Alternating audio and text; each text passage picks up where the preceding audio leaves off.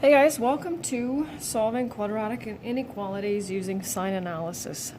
This is one of many concepts I truly enjoy, and I remember the first time I taught it, I had a student who definitely was not afraid to let me know if he understood or not, and I got through the first example, and he said, "I have absolutely no idea what you just did." And I kind of smiled and said, "Give me one more try."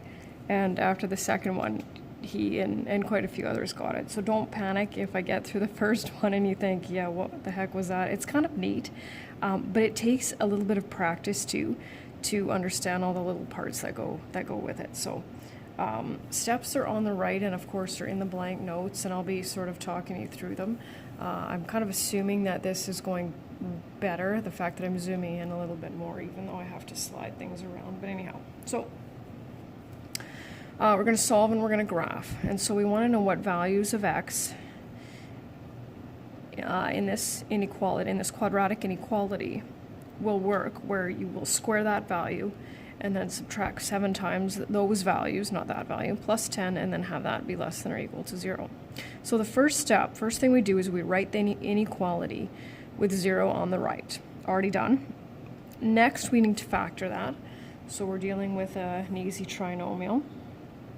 So x minus 2, x minus 5, and don't stop there, finish the inequality, right? So their product, we want their product to be less than or equal to 0. That's what it says.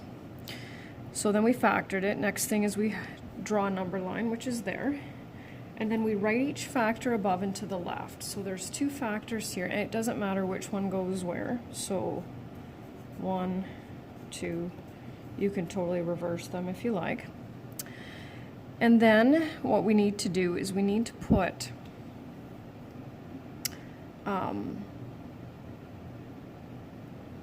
two and 5, not -2 and -5. We need to put 2 and 5 down here. And don't worry about the whole spacing. So it doesn't matter if, let's say, this is -1 and this is -7. I always try to set them up exactly like this.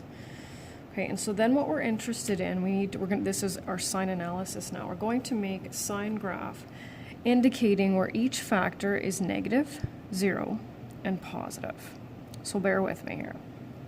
So this is, of course, 2 on a number line and 5 on a number line. So what we need is we need a number that's smaller than 2. Well, let's use 1, okay? So 1 minus 2, that'll give us a negative number, right? Okay. Let's use that same one, and it doesn't matter if you work this way or if you work this way. 1 minus 5, that will also give us a negative number. What'll happen at 2? Well, at 2, we'll have a 0 here. We won't have a 0 here, okay? Now we need a number between 2 and 5. Well, we know there are infinite number of numbers between 2 and 5, but obviously 3 and 4 are going to be the easiest for us to deal with. Let's deal with 3. 3 minus 2, positive or negative? Positive. 3 minus 5, we're still into the negative. And now we need a number greater than 5. Let's go with 6. 6 minus 2 is a positive number. And 6 minus 5, oh, there we go. And you know what I missed too? What goes above here for this one? That's where this one is. 0. So we did that. Then next is we want to multiply. So when we multiply 2 negatives, what do we end up with? Positive. When we multiply a positive and a negative, we get a negative. And when we multiply 2 positives, we get a positive. Okay? So now what we want to look at is because we want their product, remember, to be less than or equal to 0. So less than or equal to 0, are we dealing with positive numbers or negative numbers here? Well, less than 0 is obviously negative numbers. Here's our region where their product will give us a negative value. And so we put circles here. And how do we know if we shade the circles? If that's included. So that means 2 is a possibility, and so is 5. And all of the numbers in between.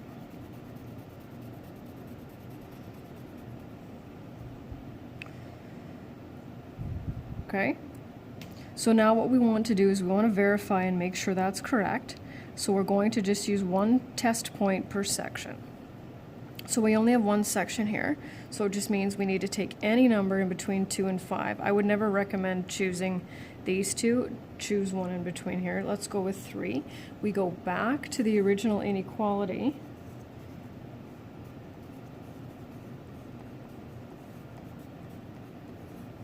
Three squared is 9 minus 21 plus 10. I don't know why I wrote 10, because that should be a 0. And then we have negative 2 is less than or equal to 0. True?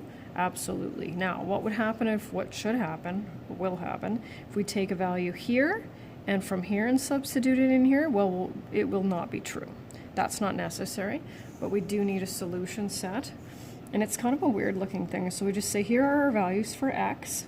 So how do we explain this in English? We know 2 is a possibility and we know 5 and everything in between.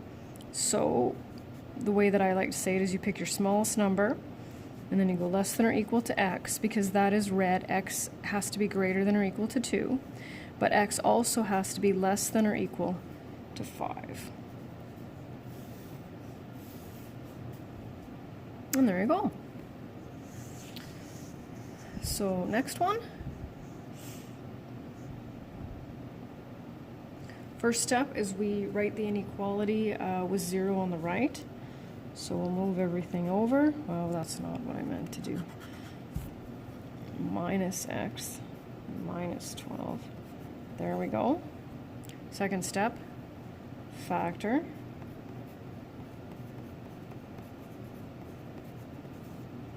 Okay, and then we stop there. And then our factors go here. Order doesn't matter. Okay, and now what are the two numbers I need to put on my number line? Negative 3 and positive 4.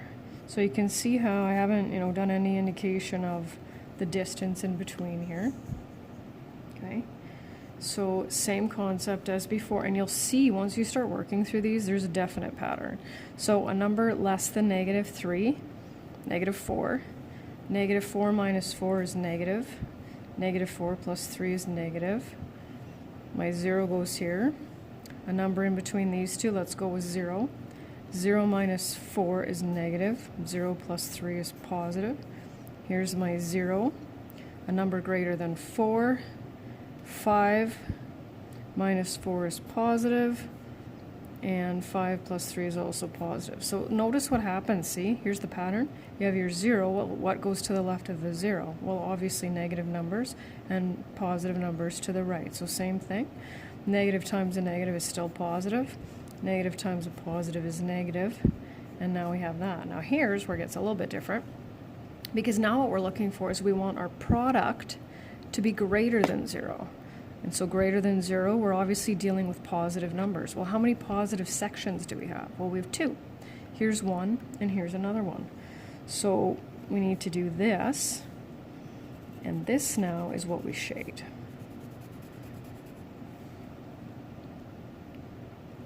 So now we have to do 2 test points because we have 2 solution sections. That's pretty tricky to say. So we need to choose a number small, less than negative 3, and don't forget, always back in the original. So just in case we manipulated and made a mistake. So these should both be true, and yes, 16 is greater than 8. Then I need a number greater than 4. I'll use 6. And that's true as well. And your solution set can be done a couple of different ways here. Remember, we do this and we say, okay, x can be, and so you can do it, x is smaller than negative 3, right? Or x is greater than 4. And I think I'll just do it that way. It doesn't, or you can do it just like we did this way. Just watch your signs.